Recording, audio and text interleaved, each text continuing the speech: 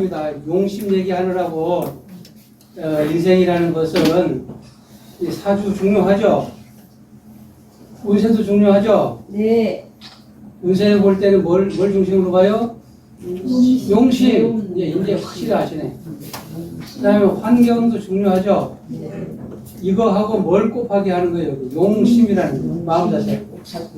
이게 사주, 운세, 환경, 내 마음 먹기 이런 게 합해서 나의 세상이 되는 거죠. 여기서 중요한 게 용심, 이거 곱하기예요. 지금 전부 다 여기가 곱하기. 사주 곱하기, 운세 곱하기, 환경. 이거는 사주가 제로값이 없어요. 운세도 제로값은 없어요. 환경도 제로값은 없는데 용심은 제로값이 있어요. 잠만 자면 제로예요. 제로만 있는 게 아니죠. 나쁜만 먹고 그러면 마이너스 값도 있어. 마이너스 값은 이 인생 자체가 마이너스가 돼. 이 용심은 플러스로 했을 때에 이 인생이 플러스가 되는 거죠. 용심이 제로면 인생도 제로야. 왜? 그렇죠? 곱하기니까 마이너스면 마이너스 된다는 거예요. 그 용심이 굉장히 중요하다. 그래서 용심이 마이너스가 되면 내 인생의 공전탑이 무너질 수도 있다. 때리 멈춰요. 내를 안 맞아. 그래서 우리 이거 제시를 했죠. 우리의 모든 문제의 본질은 왜곡된 욕심이에요. 왜곡된 욕망. 이것이 모든 사람의 문제의 본질이에요. 겉으로 문제의 현상은 여러 가지 수백 가지, 수천만 가지로 나오는데 그것의 깊은 곳에 가면 다 왜곡된 욕망들이에요. 왜곡됐다는 것은 정상적인 욕망이 아니라는 거죠. 욕망이 없으면 사람이 성장이 안 되죠. 근데 이게 원형의정할 때 이제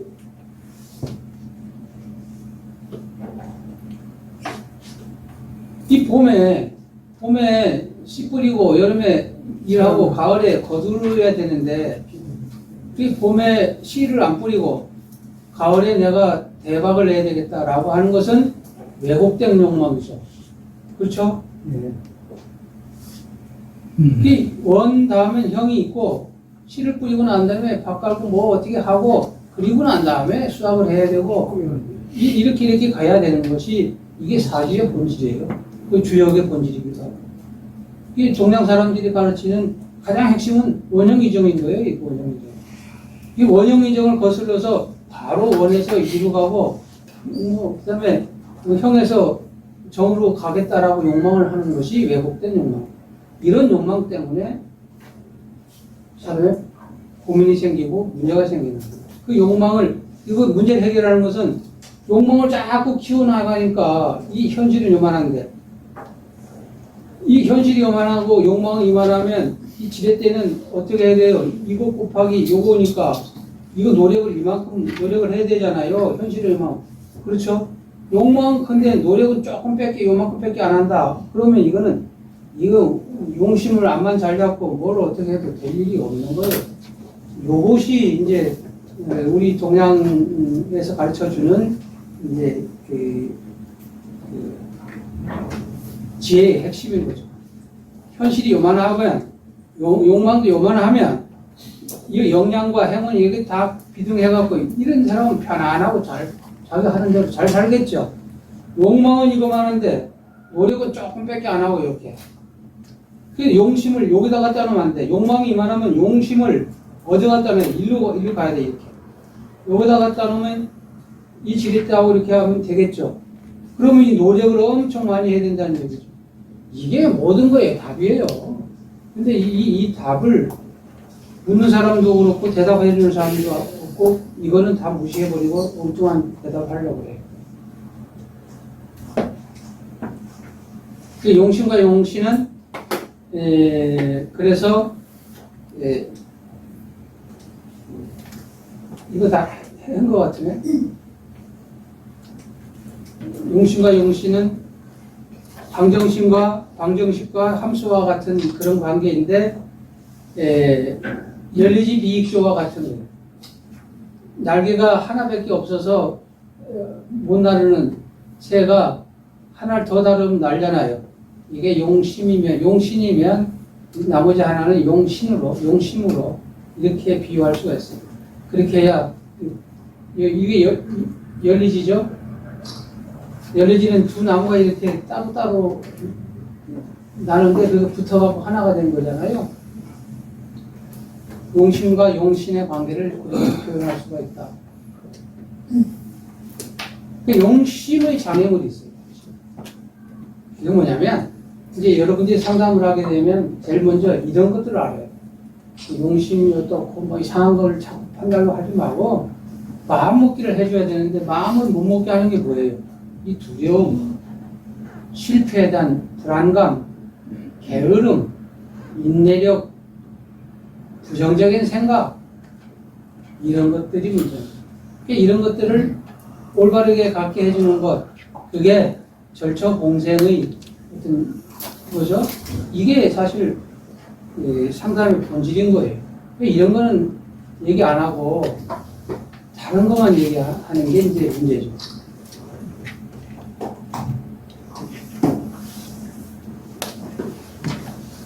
이 운세 판단이 이제 먼저 했는데, 운세 판단하기 전에 뭘 해야 되죠? 용신을 구해야 되겠죠. 네. 그거 이해했으면 됐어요.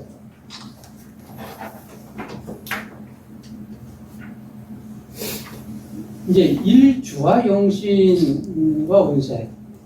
일주는 뭐하고 관계가 된다고요? 용심. 그렇죠? 용심하고 관계되고, 용신은 유운하고 되고, 그죠?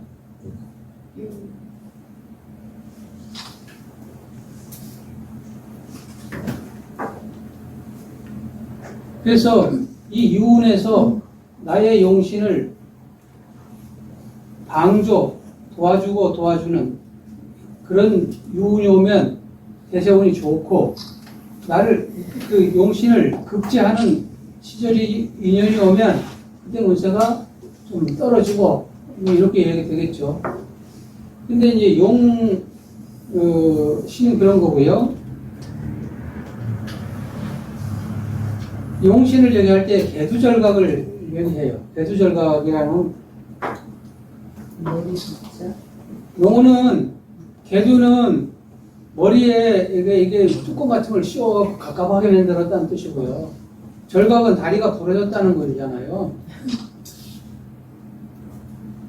이게 중요한 게 뭐냐면, 나의 용신이 만약에 갑인데 대운에서 갑을 극하는 게 뭐예요? 문화 뭐 이런 거겠죠. 어?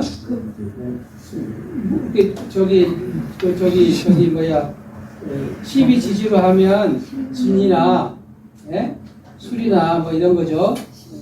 네. 태운에서 이런 게 오면 나의 용신을 치잖아요, 그죠? 이럴 경우에 이제 이걸 치는 육식갑자를 말해요. 그래서 갑진이다 그러면 이게 용신인데 날 도와줘야 되는데, 아니 이거 경해야 되겠네. 얘를 잘못했네요. 경금을 해야 되겠네요. 네, 그럼 경금이면 갑신 정도 해야 되겠다, 그죠? 갑신년이 왔어. 그러면 이게 내 용신인데, 용신을 도와주는 건 뭐 수가 오거나 뭐 이거 왔으면 좋겠는데 날 치는 금이 왔어. 이게 용신의 경우인데 어떻게 다리가 부러졌다 그래갖고 이걸 절각이라고 하고, 이게 용신이 아닌 경우라면 개두절각이라는 용어를 안 써요. 그래서 반드시 지지가 만약에 신이 내가 그 용신인데, 신은 금이죠. 금이 용신인데, 금이 용신이면 뭘 도와주는 뭐 임이나 뭐 이런 게 와야 되겠죠. 근데 임이나 오는 게 아니라 이게 병이 와서 이걸 또 쳐버린다? 그러면 다리를 깠잖아요. 이게 절각이 되는 거고, 여기니까 이제 개두가 되는 거죠. 이제 천간이니까, 그죠? 그래서 이렇게 하는 건데, 용신을 나쁘게 하는 운이 왔다. 그런데 그게 천간에 있을 때는 이제 개두라고 그러고, 밑에 있을 때는 절각이라고 부른다. 별로 뭐 이게 시식표현 하게 되면 다 프로그램에서 반영되어 있기 때문에 이런 개념만 알고 지나가면 돼요. 그걸 계산할 필요는 없어요. 그래서 시식표는 생극제화라고 하는 그 점수별로 해서 다 계산해서 그래프를 해놓은 거다. 청건과 지지가 보통 3대7 정도로 계산했다.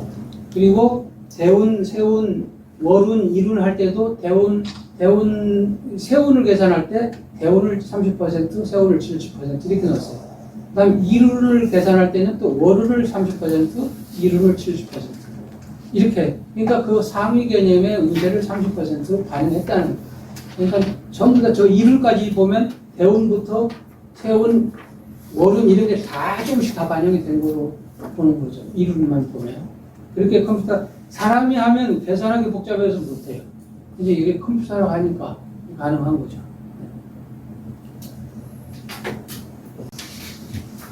통배는 이제 크게 아까 수명적인 부분, 운명적인 부분이 있어요. 그걸 갖다가 나누자 보면 수명적인 부분은 분석의 대상이고 운명적인 부분은 전략의 대상이에요. 수명적인 부분은 뭐예요? 타고난 거니까. 근데 사주팔자가 고쳐질 수 없잖아요. 그 특성을 읽어내는 거예요. 그것은 분석의 대상이에요. 특성을 읽어내야 되니까. 읽어내고 난 다음에 내가 어떻게 살아나갈 것인가를 전략을 짜려면 거기 그때 뭐가 용심이라는 놈이 들어요. 용심. 그죠? 그때는 전략의 대상이에요. 그걸 갖다가 이제 수명적인 것은 잠재 역량을 객관화시키는 작업이고요.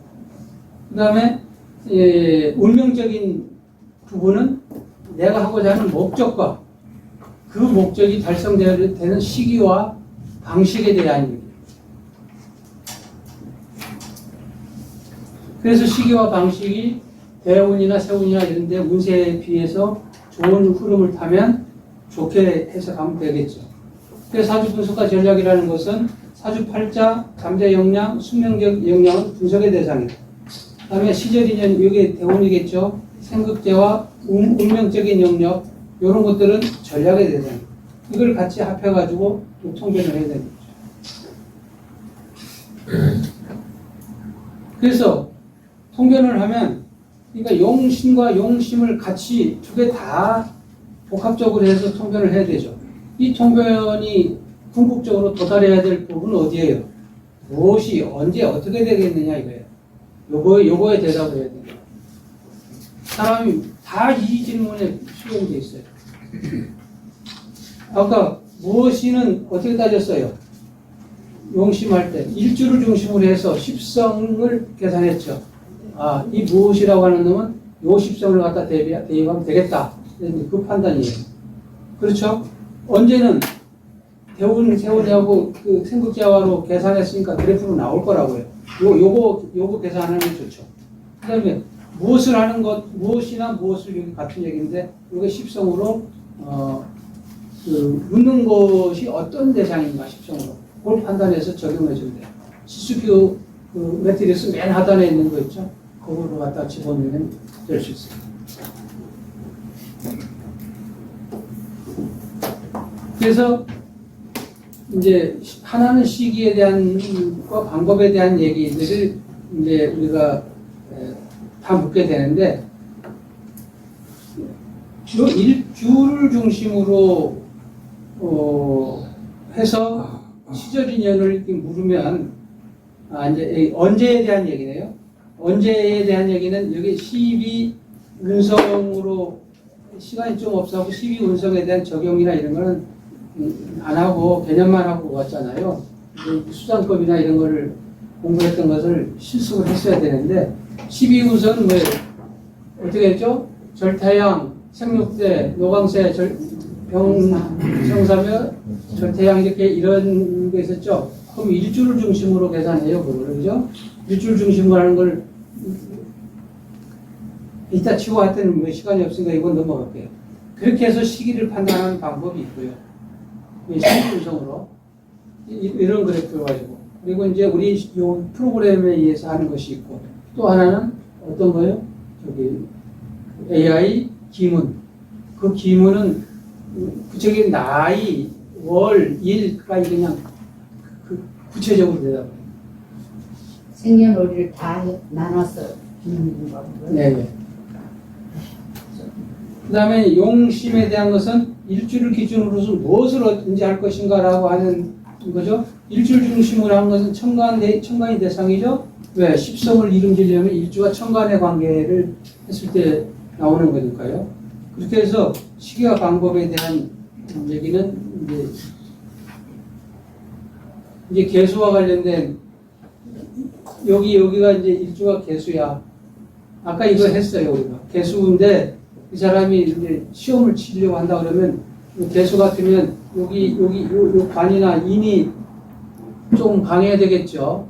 그러면 관이나 인에 대한 것을 맨 밑에 저기 용심 그 리스트 박스를 쳐가지고 요거에 해당하는 걸 놓고 적용하면 그래프가 그려져서 그 시점에 대해서 그래프 점수를 읽어주면 되겠죠. 답을 할 수 있겠죠.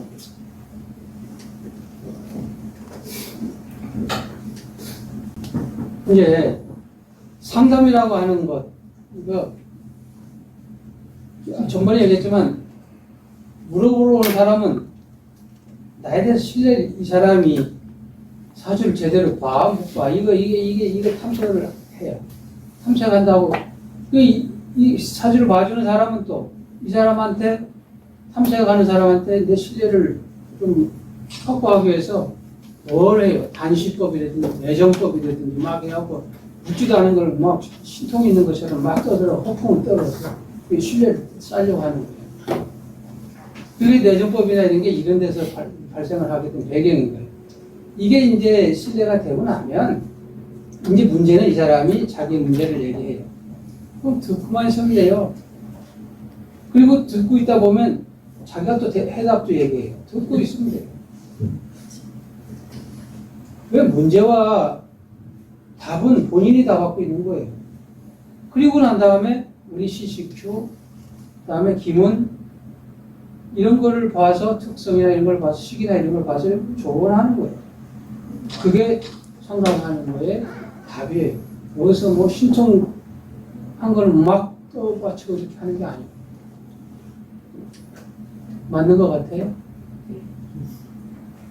그래서 내정법 같은 거를 하는 것, 왜 신뢰를 쌓기 위해서 하는 거죠?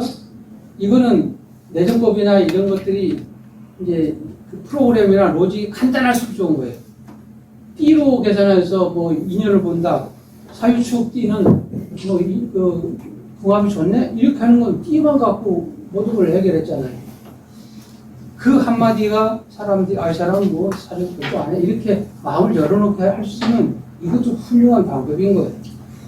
지금 우리처럼 복잡한 일을 다 드러내야 이 사람 사실 공부했네 이러려면 몇 달 걸려 이 사람이 날 신뢰하는. 그렇게 하면 안 되는 거죠. 사업이 안 되는 거죠. 그럼 연주 갖고 하는 것 정도가 좋고요. 그보다 더 좋은 건 어떻게 해요? 얼굴 딱 보고 얘기할 수 있으면 더 좋겠죠? 그럼 띠 물어보고 할 수 있으면 빨리 좋죠? 그럼 일주 정도만 갖고도 분석할 수 있어서 좋아요. 일주 갖고 분석하는 게 사주 분석하는 거니까. 이렇게 되는 것은 하세월이잖아, 하세월. 언제까지요? 그러니까 CCQ 분석하고 뭐, 이러려면 지금 우리 편 선생님 같은 경우가 이런 걸 다 공부했음에도 불구하고 이렇게 원칙적으로 하려니까 사람 상담하려면 겁이 나고 실력은 이만큼 와 있는데도 뭐 겁을 내고 있단 말이에요. 그렇지 않아도 돼요. 그래서 이제 보면 우리가 CCQ 명리를 보면 이런 걸 할 수 있죠. 일주법으로는 또 이런 걸 할 수 있어요. 그 다음에 연주나 이런 걸 보면 띠나 이런 거 하면 이런 걸로 할 수 있어요.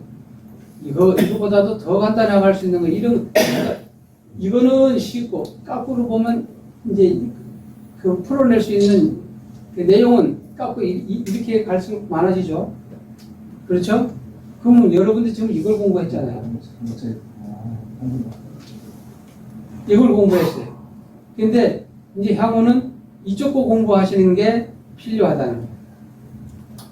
그게 이제 아까 기문이라든지 또 우리 정 교수님이 하시는 성명만 해도 딱 숫자석에서 몇 년생이야, 무슨 띠야, 이름 뭐야, 그 제가 물어보면 바로 풀어버리잖아요. 그게 현장에서 기동성 있게 한 사람을 실려서 있는 거예요. 그러면 다 열어요. 그때부터 다시 이제 천천히 사주도 보고 신식표도 보고 하면 일이 되는데, 그거 5초, 5분 안에 정복을 해버려야 되는 그런 것들에 대해서 이제 해줘야 돼요. 그래서 그게 안 되면 나중에 기문, AI 기문 이런 걸로 그걸 대체할 수가 있다는 거죠. 그래서 상담의 본질을 보면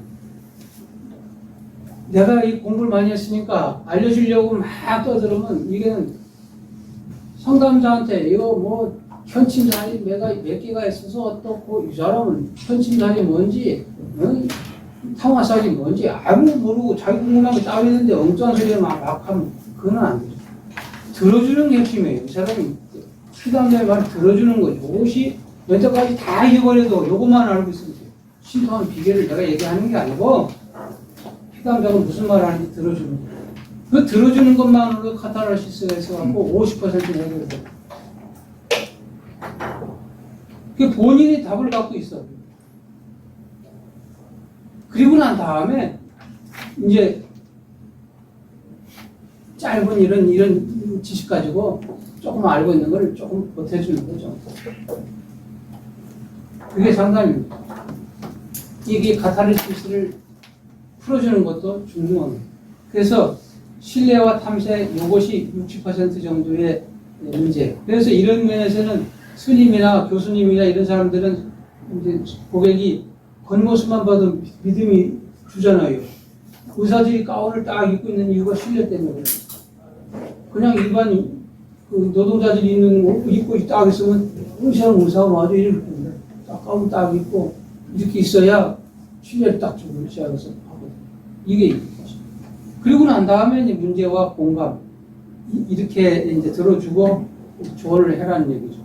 그래서 전략과 분석, 아까는 분석은 했죠. 분석은 먼저 하고 전략을 얘기하는데 거기에서 이런 전략과 분석 이런 거 이전에 내담자에 대한 애정이 사람에 대한 관심과 애정이 첫 번째죠. 그래서 내가 이렇게 말해주는 거 이거는 답이 아니에요. 이게 내가 들어주는 거 이게 답인 거예요. 그래서 설득의 3대 요소가 레토리컬 트라이앵글이라고 해서 히랍 시대 때부터 이게 나온 게 있는데 이게 이제 로고스, 에토스, 파토스예요. 여러분들은 지금 로고스를 배웠다. 이론, 수없이 많은 몇 달 동안을 이론을 배웠어요. 이것도 복잡했죠. 그러니까 이것만 가지고 상담을 하려고 하니까 머리가 복잡합니다. 근데 그래서 가장 중요한 게 뭐냐면 에토스란 말이에요. 요게 신뢰예요, 신뢰. 파토스는 뭐예요? 공감. 요게 그 논리 이론 이런 거예요. 우리 요거 배운 거 갖고 이걸 갖고 대응하려고 하면 안 된다는 거죠. 의사가 가운 입었듯이 이 가운 하나가 60% 정도 차지하는. 그래서 일단 권위를 갖고 있어. 그래서 여러분들 한양대학교 총장명의에 이게 민간 자격증 이런 것이 바로 신뢰의 상징이 될 수 있는 것이고 그걸 걸어놓고 있는 사람하고 아무것도 안 걸어놓은 사람하고 어떻게 신뢰를 하겠어요. 게다가 내담자를 진정한 나의 어떤 가족이나 누구처럼 따뜻하게 들어주고 이렇게 하는 그 자세가 그게 이제 파토스인데 그 두 개만 하면 90%가 되는 거예요. 나머지 10%는 그래서 이제 에토스가 가장 첫 번째라는 거예요. 에토스는 윤리학이라고 하는 그 어원들이 됐다고 그러는데 그 사람은 이제 품격, 인격 이런 것들이에요. 의사가 가운 입었는데 의사가 품격도 없고 공부도 안 한 사람 같아. 그러면 와서 자기 몸을 맡기냐고. 안 맡기죠. 그게 첫 번째 에토스.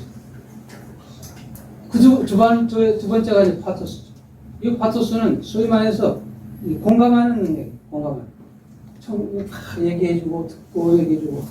근데 어설픈 사람은 자기 얘기하기 바쁜 거야.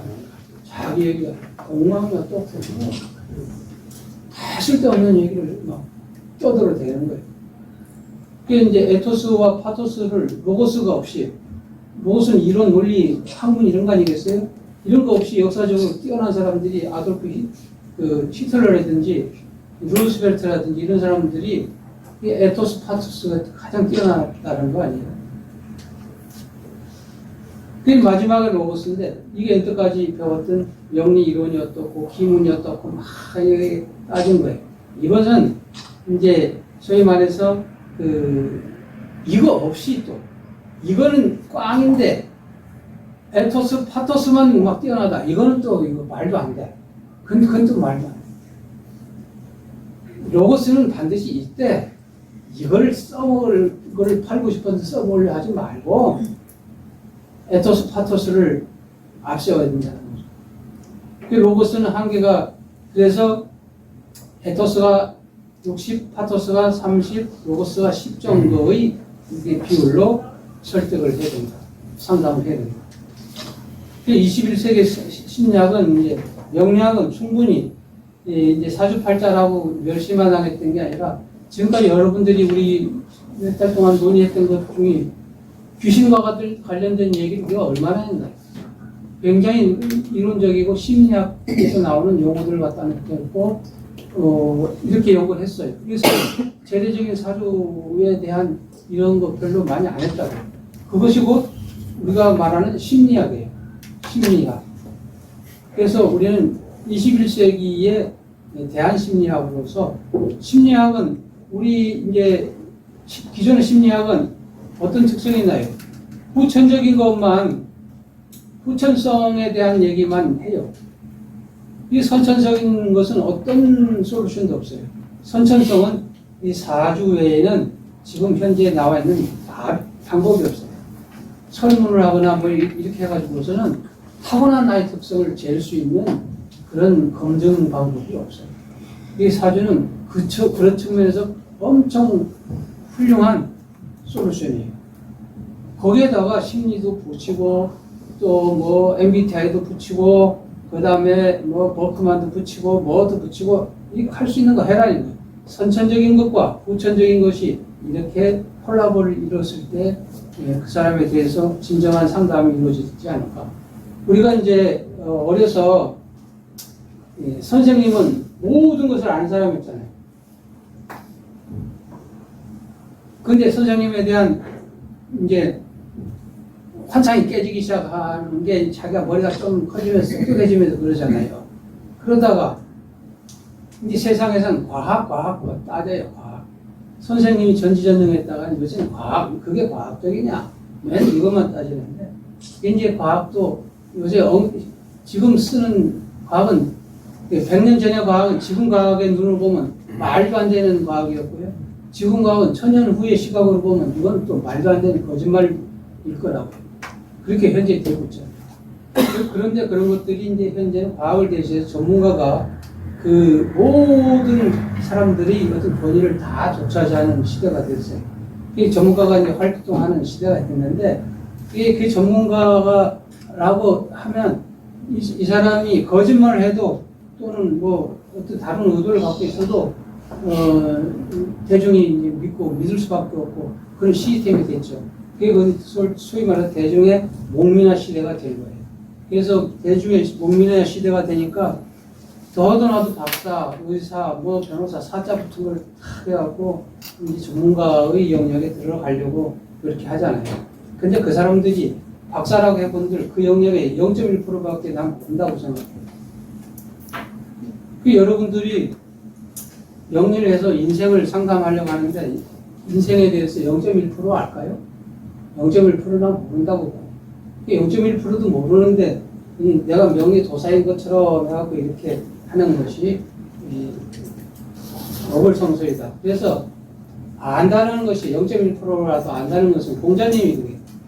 예? 회요, 지지호요, 인저, 지지위 지지하고 부지위 부지, 시, 지야. 이게 이 자로한테 이제 자로가 뭐 껄렁거리고 막 그랬나 봐요.